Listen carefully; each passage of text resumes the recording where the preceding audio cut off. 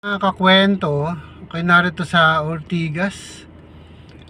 Magandang tanghaling tapat, tirik na tirik ang araw. At nihintay natin si Lolo. 30 minutes na ako naghihintay, wala pa siya. Ano kaya nangyari sa kanya? Hi. Ayun. Ako, humahango si Lolo. Hi. Malapit na ako. Lo, dito lang ako.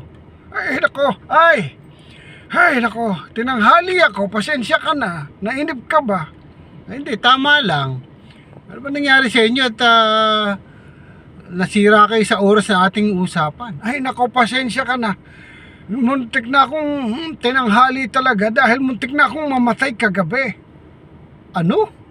Baka kaiba naman ang kwento mo ngayon, Lo. Muntik ka nang mamatay. Ay, totoo. Ba?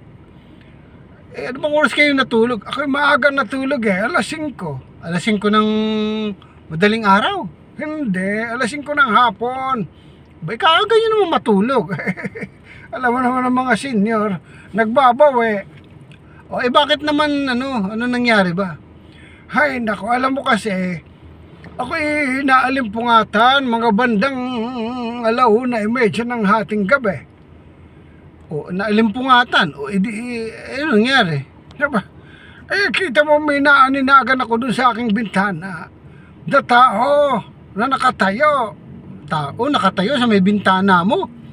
Bakit naaninaga? Wala ka bang ilaw kung matulog? Wala. Nagtitipid ako ginagamit ko yung bintanang lampshade dahil may poste ng Meralco dun, may ilaw. Tipid na rin. Sa bagay. Ano nangyari? Ay, nako. Naaninagan ko yung tao. Hindi, kinabahan ako, baka ako akyat bahay. Di ko alam kung nakapasok siya o nasa labas pa. Anong ginawa nyo? Diba? Kinuha ko ng aking service firearms at sa ilalim ng aking unan at pinaputokan ko ng 2 beses. Buti hindi na gising ang mga kapitbahay at nagulantang sa putok mo.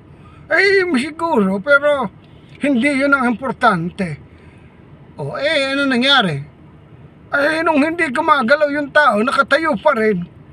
Binuksan ko na yung ilaw. Ayun nakita nyo. Ay, nako, nagalit ako dun sa kasambahay ko. Bakit naman pati kasambahay mo nadamay? Kasi pala, yung aking pinaplansyang polo, doon niya inihangin at isinabit sa may bintana. Napagkamalang ko tuloy tao. Ano namang kaugnayan ng muntik mo na ikamatay? Bobo ka pala mahina ka pala Ako pa naging mahina. Alam mo, muntik ko nang ikamatay yon. Bakit nga ho? Kung suot ko yung polong yon, di patay na ako. Nakakaintindi ka ba? Ganun ho.